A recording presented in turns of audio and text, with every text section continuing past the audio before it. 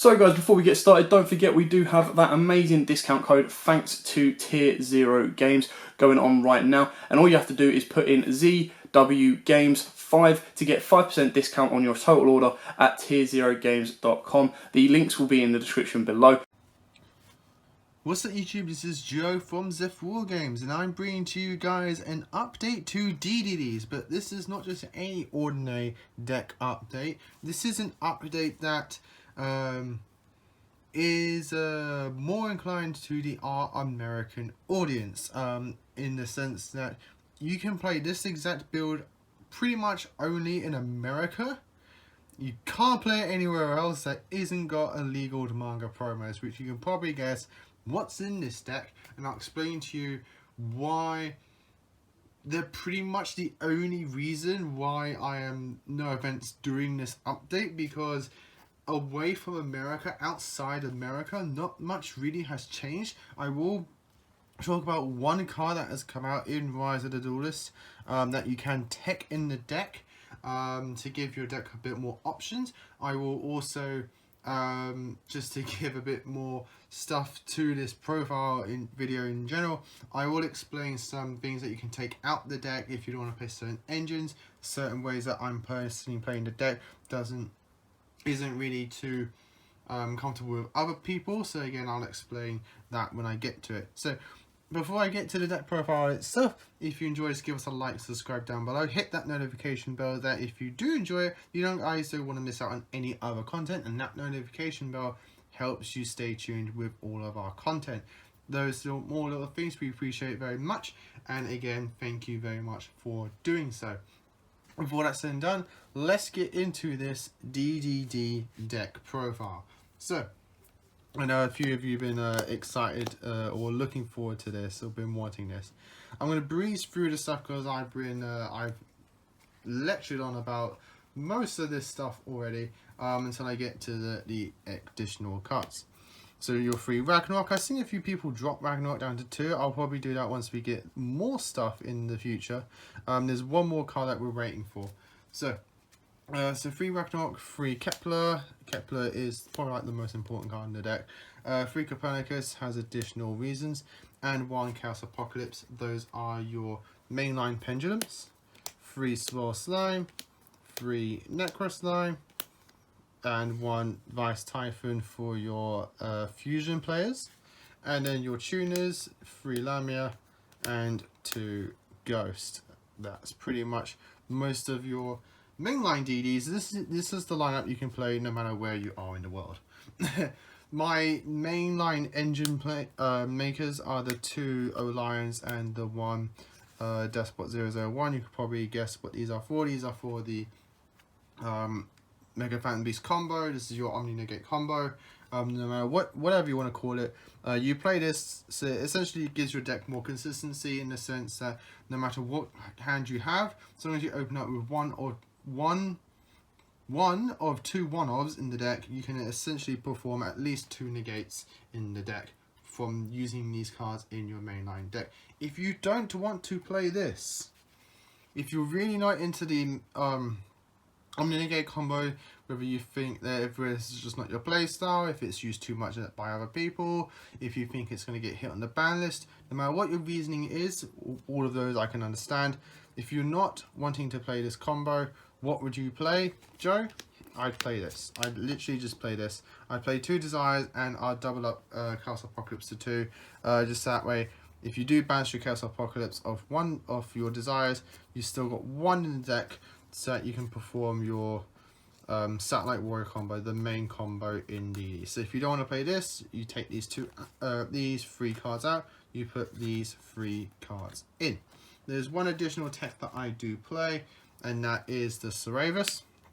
This means that my Herald of the Arclight can search me another form of negation and disruption in forms of Cerevis. You can personally keep Cerevis in. I believe this is a 43 card deck anyway, because of the Pot of Avarice I play in the deck, as well as the 2 other cards I'm going to get to in just a minute. So you can literally just take Cerevis out and it'll drop it down to a 42 card deck because of these 2 bad boys. So these 2 bad boys are the manga cards that we don't have here in the European TCG. I want to say TCG, but America is technically TCG. So these are the 2 cards that we cannot play here away from America, which is a big disappointment because I'd play these 2 cards in a heartbeat. Both these 2 cards perform a lot of the deck, give the deck a lot more options, a lot more versatility, a lot more boss monsters, and a lot more OTKs in the sense of the Zero King Reggie. So what do these 2 cards do? Because Joe, you've never shown us these in any profiles. So first off, we have Destiny King Zero Laplace. So Destiny King Zero Laplace is a scale 1 themed pendulum monster that I believe is like level 10, I believe. So 1, 2, 3, 4, 5, 6, 7, 8, 9, 10. Yes, he is a level 10. So then here has obviously 2 effects. Scale effect is that during your main phase, you can add 1 face-up Ddd pendulum from your extract to your hand, except Zero Laplace. You can only use the effect of Zero Laplace once per turn. It's essentially a Ddd version of DD Thomas. I prefer this to Thomas just because he is a scale 1. He does offer you less recovery, but you mostly just want to recover your things like your Ragnarok, your Zero King Reggie, things like that. So it's not really too much of an issue, but the fact he's a scale 1 is very good, and he offers up a lot more in the sense that he's a sort of a pseudo boss monster in that, because his monster effect is that you can special this card from your hand by attributing 1 Ddd monster. Before damage calculation, if this card battles an opponent's monster, you can activate this effect. This card's attack becomes double that of your opponent's monster's original attack until the end of the damage step. If this card attacks the defense position, must inflict piercing damage. The first time this card will be destroyed by battle each turn is not destroyed, and you take no damage from that battle. Essentially, he enables you to beat over essentially anything your opponent's you're going to be possibly facing. This is a very nice little option that you can have in a deck. This isn't mandatory. Personally, I say this card is. If you have access to this and if you're allowed to play this card. So this card is the latest manga promo, and I believe this is the last manga promo because of the Arc 5 manga is now finished. And he's Go Ddd Divine Zero King Rage. He is a scale 0, level 10, with 0/0 attack, which is negligible because this card's going to get you games. Essentially, this is what this card's for. His scale effect is that if you would take effect damage, you take no effect damage. If you would take effect damage, you take no damage. If you normal summon 1 level 5 or higher DD monster, you can do it without tributing. You can use each effect of Go Reggie once per turn. So essentially, if you got this and your Ragnarok in scale, when you use Ragnarok scale effect, you're not going to take that 1000k damage. If you've got a contract in play, you're not going to take that contract that turn, but you can only use it once. His monster effect is that when this card declares an attack, if your opponent's life points is 4,000 or less, you can make this card gain attack equal to your opponent's life points until the end of this turn. Cannot be destroyed by battle, or you take no damage from battles involving this card. You contribute 1 other monster, apply 1 of these effects until the end of this turn. First, this card can attack directly. Second, your opponent cannot activate cards or effects in the spell and trap cards. And third, your opponent cannot activate cards or effects in the hand or graveyard. Bear in mind you get to choose. If you tribute 3, you can activate all of them. The main one you're going to be doing is that you can attack directly with this card. You probably want to use the second one as well. The second and third ones depending on what you're actually up against. If your opponent's got, if you feel like your opponent's got hand traps in their hand that can stop it, you can tribute 1 to negate those. If your opponent's got back row, you can tribute 1 to negate those. But the main one you'll be doing is to attack directly. You have this. If you whittle down your opponent, this is your late game finisher. If you whittle down your opponent, summon this. You can just summon this off a swirl slime off in the graveyard. It's very, very handy. Tribute Nega Monster, attack directly, game. Simple as that. This is why I'd play this. This also, again, he's a scale 0. He prevents you from taking damage from your contract. This guy does a lot for the deck. At the very least, a one-of if you got access to it.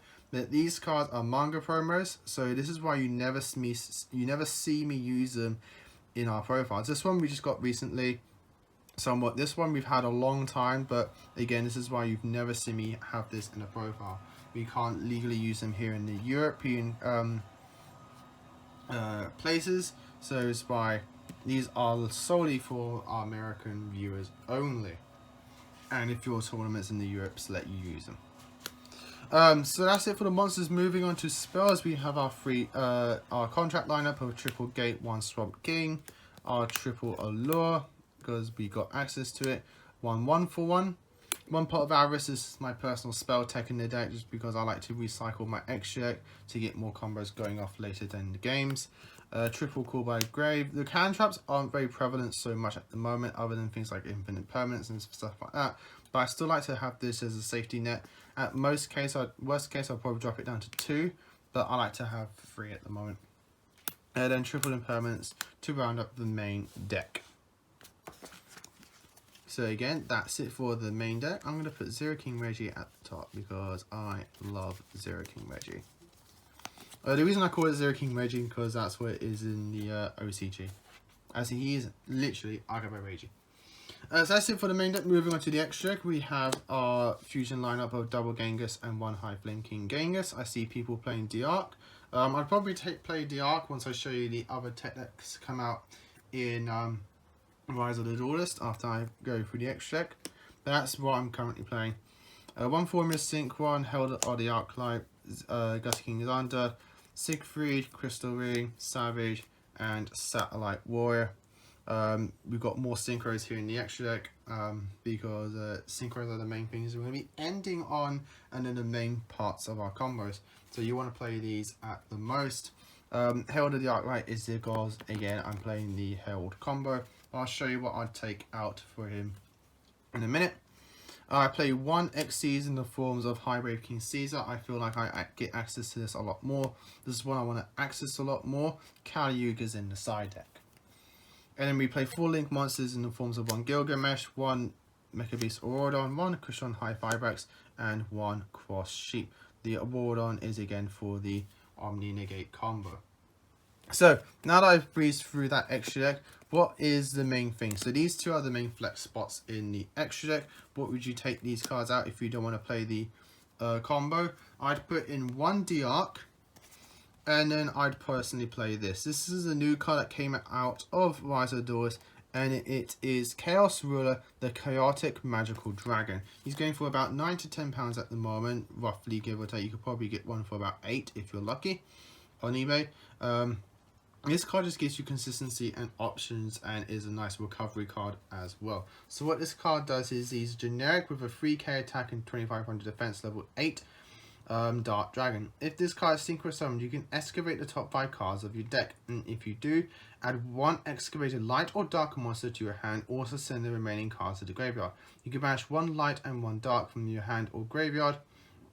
Except this card, especially on this card from your graveyard, but banish it when it leaves the field. You can use each effect of Chaos Ruler once per turn.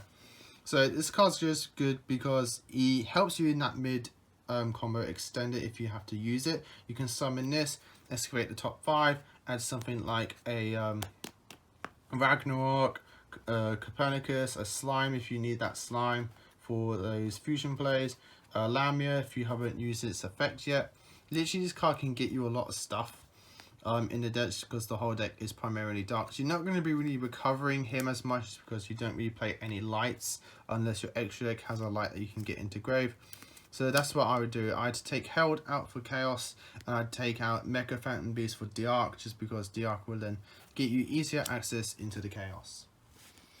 But that, guys, is the deck. I hope you all enjoyed it.